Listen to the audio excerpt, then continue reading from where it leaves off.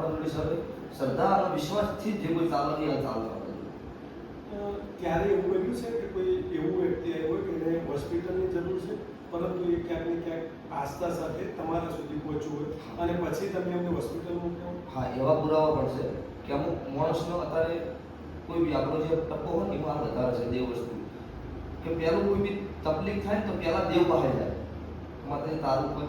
એટલે એવા લોકો અમારા જોડે આવેલા અને અમે માતાજીના વિશ્વાસ શ્રદ્ધાથી અમે એમને એવું કહીએ ભાઈ આ વસ્તુ પહેલી દવાખાના બતાવો, દવાખાનાથી મળશે ચાલો અમે દેવીની કોઈ વાત નહીં. હરેક જગ્યાએ તાપ તરીકે આવતો હોય જો અમે ભુવાજી છીએ મેં માણસ છીએ ને અમને તાપ આવે તો અમારે દવાખાને જવું પડે, એ માતાજી કોઈ મટાડવાની નહીં. આ જે કોઈ દેવીની કોઈ વાત હોય, કોઈ દેવની રીતિની કોઈ વાત હોય, એ રીતે કોઈ તકલીફ હોય તો માતાજી મટાડે.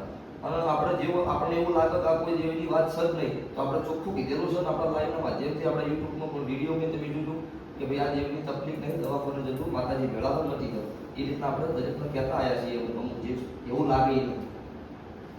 ભુવા જે લોકો ભુવાપણી કરે છે એમની ઉપર અનેક વખત અલગ અલગ સમયે આગળ ઉઠી છે, અનેક આરોપ લાગે છે કે દૂતારા ભુવા છે, લૂંટવાનો ધંધો કરે છે, અથવા તો આવું કંઈ દેવ જેવું કશું હોતું નથી, આ એક અંધશ્રદ્ધા છે. આ બાબતમાં શું કહેશો?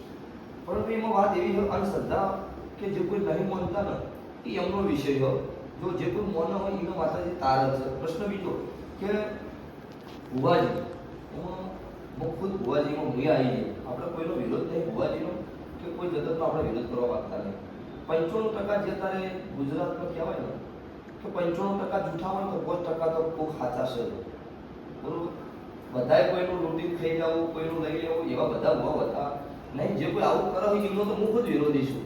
બરોબર, પ્રશ્ન બીજો કે હાલ અમે જેટલા સાચા છીએ જેટલા જૂઠા છીએ એ હું ખુદ જોડતો હોય, મારી માતાજી જોડતી હોય અને કોક મારી જે પબ્લિક જે મારી ટચમાં હોય એ જોડતી હોય. એ જગતનો કોઈ ખબર હોય નહીં, પણ અમુક વસ્તુ અમારા વિડીયો અમુક બનાવો કે બધું ખોટું હોય, બધું તતેરા હોય એવું બધું અમુક કહેતા હોય.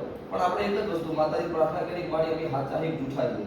અમે ખોટા હોય તો તું માતા અમને ન છોડતી, જગત તો છોડી દે છે પણ તું ન છોડતી. જગત આગળ મુદ્દો બેઠું બોલવું અને જગતને બનાવી ધંધો મારી લાઈફમાં મેં કરેલો નથી. ઠેઠથી જેવું સત્ય કહેવાનું અને એવું લાગે કે આપણું હવે વિષય નહીં, હમણાં વચ્ચે મારા ઘરે જાત હતી માતાજી તારે આપણે નક્કી કર્યું હતું કે અમુક વિડીયોના માધ્યમથી અમુક આપણા વિશે વિડીયો બનાવતા કોમેન્ટ ખોટી કરતા આપણે એવું કીધું કે આપણે કોઈનું લઈને થઈ નહીં જાય, ઓના કરતાં આપણે બંધ કરી દઈએ. પણ પબ્લિક એવું કીધું ભુવાજી બંધ ન કરાય, તમારે જોવો છે શું પોખાડે તો કોઈ જોતું નહીં. આ વસ્તુથી હું કંટાળે કશું નહીં. જે કહેવાવાળા કહે છે તમારા ખોટું છે કારણ અમે તમારું કહી દઉં ભુવાજી બંધ કરી દો, પણ તમારા વિશે હજુ સુધી અમે એવું ખોટું પાડ્યું નહીં. એ લઈને આપણે પાછું ગાડી ચાલુ રાખીએ. અરુણભાઈ, ખાસ કરીને મારો મળવાનો એક વિષય હતો, તમારો એક ડાયલોગ છે પડી ગયા બરોબર. તો આ એક ડાયલોગની વાસ્તવિકતા શું છે? ક્યારે પહેલી વખત આ ડાયલોગ બોલ્યા છો તમે અને એ બોલવા પાછળનું ખાસ કોઈ કારણ છે કે શા માટે બોલેલા છો? એમાં કરુણભાઈ એવું છે કે ડાયરેક્ટ આપણે કોઈ દડક કોઈના ઉપર બોલ્યા જ નહીં. જે કોઈ આપણા અનુભવથી જ બોલ્યા, આપણા માથે જ બોલ્યા. જે કોઈ વચ્ચે તમે વિડીયો જોયા છે કે મારા ઇન્સ્ટાગ્રામ અને યુટ્યુબમાં તો વિડીયો ચાલતા જ પણ મીડિયામાં આવ્યા જે કોઈ વિરોધી વસ્તુ જે વાત થઈ કારણ વિશેની એમાં આપણે કોઈનું નામ લઈ બોલ્યા નતા, પણ વસ્તી કટકા કરી ચોંટાડીને વાયરલ કરેલા.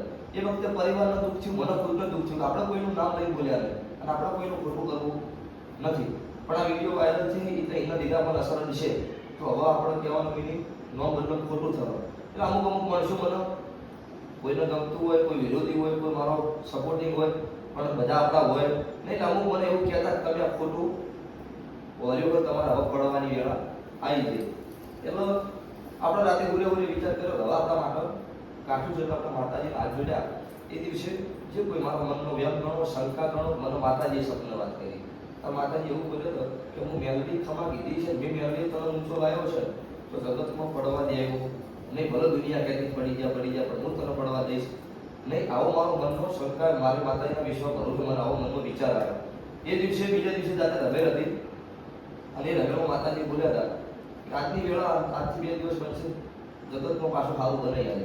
એના પછી આપણું નામ માર્કેટમાં વળી હતું એનાથી વધારે વધી ગયું ત્યારે આપણે એવું બોલ્યા હતા ધોની કે જગત એવું કહેતી હતી પડી ગયા તો પડી ગયા નહીં. હવે એકડો ઘૂંટણો છે, શરૂઆત હવેથી છે, હજુ બહુ બધી એકડી બાકી છે. એનો કહેવાનો મિનિંગ એમ કે જે નોમ હતું એનાથી વધી ગયું હોવું અને હકીકતમાં ચોખ્ખું દેખાય એવું અત્યારે કે જે કોઈ વાતચીત એના પછી મારું નામ અત્યારે વધી ગયું. એ મેલડી મારી દયા છે. એની ડાયલોગ મારા ખુદ ઉપર બોલેલો છે, કોઈ જગતના ઉપર બોલેલો નથી. એના પછી પડી ગયા પછી હમણાં આ રાજકીય માહોલ સ્થાનિક સ્વરાજની ચૂંટણી હતી ત્યારે ફરી તમારું વાક્ય હતું